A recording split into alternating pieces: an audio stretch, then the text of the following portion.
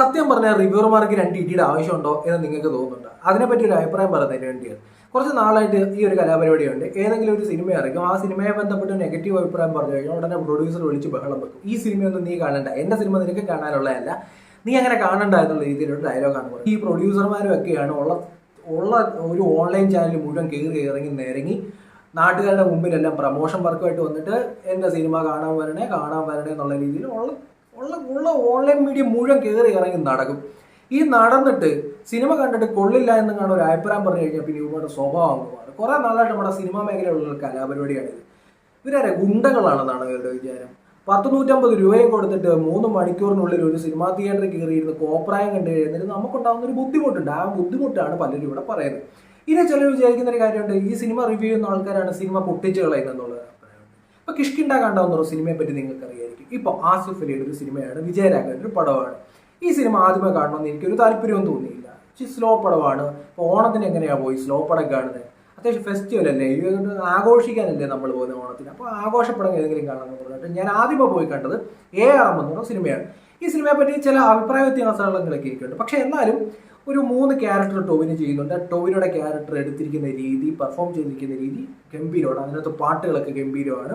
അതിനകത്ത് പല ടെക്നിക്കൽ സൈഡായാലും അല്ലെന്നുണ്ടെങ്കിൽ ആർട്ട് വർക്കൊക്കെ ആയാലും ഗംഭീരമാണ്. പക്ഷെ അജു വർഗീസിനെ പോലുള്ള ആൾക്കാരൊക്കെ യൂസ് ചെയ്തിരിക്കുന്ന രീതി, അതിന്റെ ക്ലൈമാക്സിലേക്ക് ഏറ്റവും ഒടുവിലത്തെ ക്ലൈമാക്സ് അതും എനിക്ക് ഇഷ്ടപ്പെട്ടില്ല. സ്ക്രിപ്റ്റിലൊക്കെ കുറച്ചുകൂടെ ശ്രദ്ധിക്കാമായിരുന്നു എന്നൊരു അഭിപ്രായം എനിക്കുണ്ട്. ഇത് എന്റെ അഭിപ്രായമാണ്.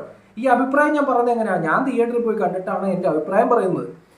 ഈ അഭിപ്രായമാണ്. പക്ഷെ കിഷ്കിണ്ട കാണ്ഡം എന്ന് പറയുന്ന സിനിമ ഞാൻ കാണണമെന്നേ വിചാരിച്ച ഒരാളല്ല. ആ സമയത്താണ് കൊക്കും അല്ലെങ്കിൽ ഷെസാമും ഒക്കെ വന്ന് പറയുന്നത് ഗംഭീര പടമാണ്, ഇതിന്റെ സ്ക്രിപ്റ്റ് അടിപൊളിയാണ്, ആസിഫ് അലി അടിപൊളിയാണ്, വിജയരാഘവൻ അടിപൊളിയാണ്, നിങ്ങൾ തീർച്ചയായിട്ടും ഈ സിനിമ കണ്ടിരിക്കണം എന്ന് പറയും. അതിന് കമന്റ് ബോക്സ് നോക്കി കഴിഞ്ഞാൽ ആൾക്കാർ ഓക്കെ എന്നാൽ പോയി കാണാം എന്നുള്ള രീതിയിൽ പറയുന്നുണ്ട്. ഇപ്പോൾ ഈ കാലഘട്ടങ്ങളിൽ ആൾക്കാർ സിനിമ കാണാൻ പോകുന്നത് ഈ പ്രൊഡ്യൂസർമാരുടെ വാക്കൊന്നും കേട്ടിട്ടല്ല, അല്ലെങ്കിൽ ആക്ടർമാരുടെ വാക്കൊന്നും കേട്ടിട്ടല്ല. അത്യാവശ്യം നമുക്ക് മെന്റലി ഓക്കെ എന്ന് തോന്നുന്ന ചില റിവ്യൂ ചെയ്യുന്ന ആൾക്കാരുണ്ട്. ഞാൻ ഉണ്ണി വ്ളോഗ്സിന്റെ ഒരു ഫോളോ ചെയ്യുന്ന ഒരാളല്ല. കാരണം ഉണ്ണി സിനിമയെ പറ്റി പറയുന്ന പാലും തേനും ഒക്കെ ചാലിച്ചാണ് പറയുന്നത്. അതേസമയം അശ്വിൻ കോക്ക് ആണെന്നുണ്ടെങ്കിൽ പ്രോപ്പറായിട്ട് ഒരു 5 മിനിറ്റിനുള്ളിൽ കാര്യങ്ങൾ പറഞ്ഞു വിടാറുണ്ട്. അപ്പൊ അങ്ങനെ നമ്മൾ തിയേറ്ററിൽ പോയിട്ട് എന്തിന് ഈ സമയം നഷ്ടപ്പെടുത്തി എന്ന് തോന്നുന്ന സമയത്താണ് ഈ റിവ്യൂ ഒക്കെ കണ്ടിട്ട് വന്നാൽ മതി എന്നൊക്കെ ആൾക്കാർ തീരുമാനിക്കുന്നത്. അപ്പൊ ഇതുകൊണ്ടാണ് ആൾക്കാരെ റിവ്യൂ കാണുന്നത്. ഈ പ്രൊഡ്യൂസർമാർ ഇറക്കുന്ന സിനിമ എല്ലാം നല്ലതായിരുന്നെങ്കിൽ റിവ്യൂക്കാരൊന്നും ജോലിയില്ലാതെ വേറെ എന്തെങ്കിലും പണിക്ക് പോയാലേ. അതേസമയം കണ്ട ചപ്പും ചവറും അലമ്പും പടം ഇറക്കാൻ നേരത്ത് എന്ത് സംഭവിക്കും? ഈ റിവ്യൂ പറയുന്ന ആൾക്കാരെ ശ്രദ്ധിക്കും. നമുക്ക് ഓരോരുത്തർക്കും മെന്റലി ഓക്കെ ആയിട്ട് തോന്നുന്ന, നമ്മുടെ മൈൻഡ് സെറ്റിന് ഓക്കെ ആയിട്ട് തോന്നുന്ന റിവ്യൂ പറയുന്ന ആൾക്കാരെ ശ്രദ്ധിക്കും. ഇത്രയേ ഉള്ളൂ സംഭവം. അങ്ങനെ ഒരു റിവ്യൂ പറഞ്ഞ ആളിനെ വിളിച്ചിട്ട് ഇങ്ങനെ ബഹളം വെക്കേണ്ട കാര്യം എന്തെങ്കിലും ഉണ്ടോ? ഈ ബഹളം വെച്ചിട്ട് നിങ്ങളുടെ സിനിമയ്ക്ക് എത്ര ആൾക്കാർ കയറി? ഇപ്പം ഓണത്തിന് ഇറങ്ങിയ പടമാണല്ലോ ബാക്കിയുള്ള പടങ്ങൾ. ഇപ്പൊ കിഷ്കിണ്ട കാണ്ഡം 50 കോടി എത്തി.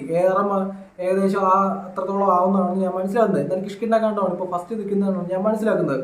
ഓണം കൊണ്ടുപോയത് ഈ പ്രാവശ്യം കിഷ്കിണ്ട കാണ്ഡമാണ്. പക്ഷെ ഭയങ്കര സ്ലോ പടമാണ് കിഷ്കിണ്ട കാണ്ഡം. ഞാൻ പോയി കണ്ടതാണ്. അതിന്റെ പെർഫോമൻസ് ബേസ്, സ്ക്രിപ്റ്റ് ബേസ് ഒക്കെ ഓക്കെയാണ്. അതിന്റെ പെർഫോമൻസ് എന്ന് പറയുമ്പോൾ ആസിഫ് അലിയൊക്കെ അന്യായ പെർഫോമൻസ് ആണ് സിനിമയെ കൊടുത്തിരിക്കുന്നത്. വിജയരാഘവന്റെ പെർഫോമൻസ് അന്യായ പെർഫോമൻസ് ആണ്.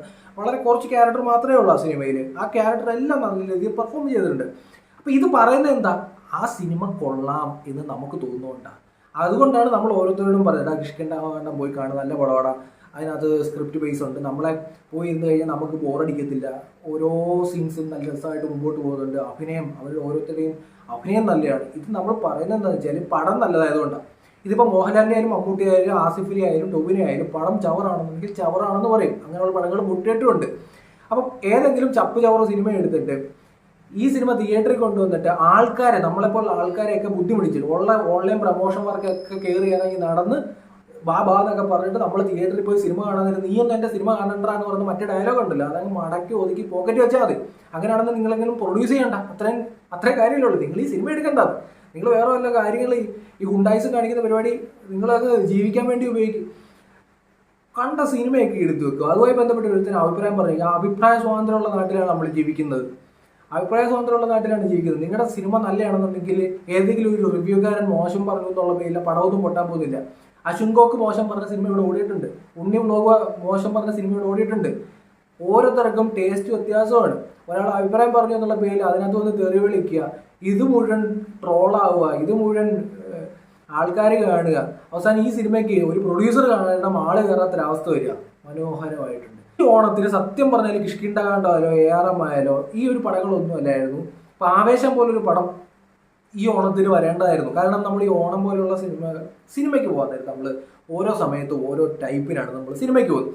ഓണം എന്ന് പറയുന്ന സെലിബ്രേഷൻ മൂഡ് നിൽക്കുകയാണ്, നമ്മൾ ഫാമിലി ആയിട്ട് ഇരിക്കുമ്പോൾ അതാ നമുക്കൊന്ന് പടത്തിന് പോയാലോ എന്ന രീതിയിൽ നമ്മൾ ബുക്ക് ചെയ്ത് നമ്മുടെ ഫാമിലി എല്ലാം കൂടെ പോയിട്ട് ഒരു കരയുന്ന പടം കാണാൻ താല്പര്യമില്ല. അല്ലെന്നുണ്ടെങ്കിൽ നമുക്കൊന്ന് എൻജോയ് ചെയ്യുന്ന പടങ്ങൾ ഇല്ലായിരുന്നു എന്നുള്ളതാണ് സത്യം. നിങ്ങൾക്ക് എങ്ങനെ തോന്നിയായിരുന്നു? തോന്നിയെങ്കിൽ കമൻറ്റ് ചെയ്യാം. ആദ്യമായിട്ട് പേജ് കാണുക, സബ്സ്ക്രൈബ് ചെയ്യാം.